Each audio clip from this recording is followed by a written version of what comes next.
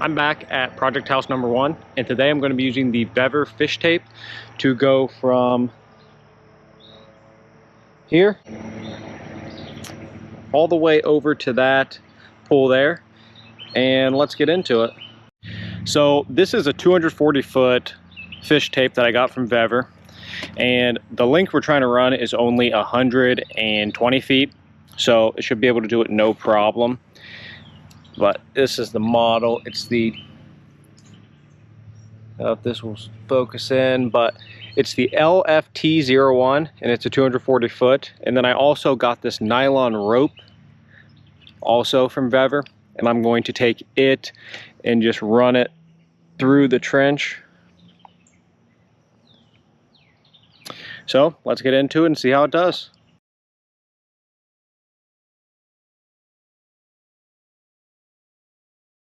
So it worked really well. I think it's all the way through. As you can see, we got it through here. So now let's walk over to the pool on the other side and see it coming through. Update, I got to this other side and it in fact did not pull it through. So I took it out. I tried to put it from this side, couldn't get it through. Tried again from that side, couldn't get it through. Tried to hook it with another fish tape, couldn't get it. The Vevor tape can just not make it has a long radius, 90 degree. That's what comes out on both ends. And it just can't make it on either one of them. It's a 3-foot radius and it just gets all bound up. So overall, the Vevor fish tape I would not recommend. I would not get it. It might be okay if you had like really small pipe, like maybe 1/2-inch conduit, maybe. But 3-inch conduit, it is not reliable enough for that. So I'm going to try something else tomorrow. I don't have power out here where I'd use a shop vac. I'm going to try, I guess, with a leaf blower tomorrow and see if that'll work. If not, I might have to bring a generator out here. But anyways, stay tuned and we'll see how we get it done. I'm back at project house number 1. Going to try again to get this string through the conduit. And today, what I'm going to try is a leaf blower. So we'll see how that goes. Hopefully it goes well. This is just a battery Milwaukee blower I'm using. At first, I'm trying the 1/4-inch nylon rope, but it's a little too heavy. So then I switched to fishing line, and the fishing line went through there perfectly.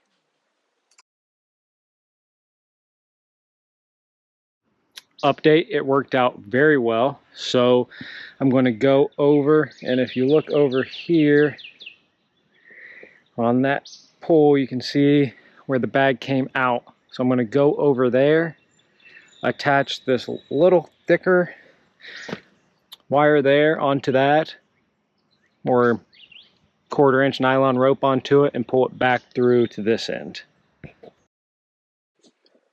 So what I'm doing now is walking over to that end to get the 1/4-inch nylon rope tied onto the fishing line and get it pulled through.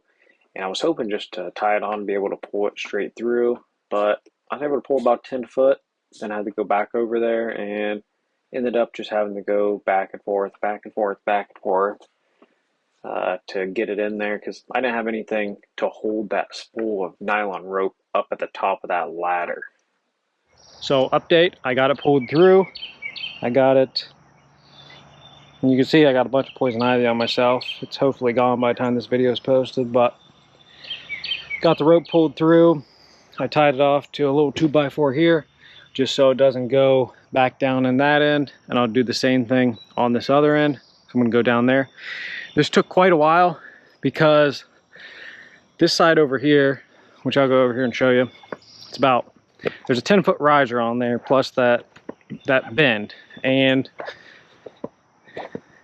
the fishing string would get a lot of tension on it when I'd go to pull on it. So I had to put the wire down there, but the spool, since it was just me, I couldn't stand there and hold the spool on this end and be pulling on the other end. So I just had to put enough wire to fit down in this tube about 10 foot. Then I had to walk over there to pull 10 foot through. Then I had to walk back through here, and it's a complete mud pit. As you can see from my shoes, at least I brought my muck boots today.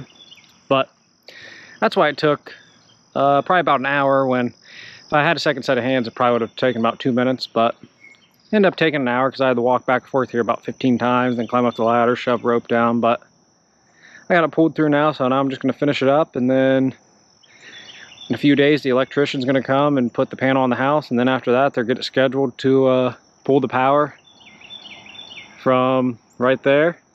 They'll bring it down this pool and into the house, and then we'll have some power here. It is all wrapped up. I got the rope wrapped around here a few times, so there's about 6-7 feet coming out on this end, and then the other side has a few feet coming out. And then I put an arrow here to show the electrician that I'd like the meter to be more on this side of the board than that side, because there's going to be a wall here, so there'd be a window like right in here, and then this is going to be dead space in here.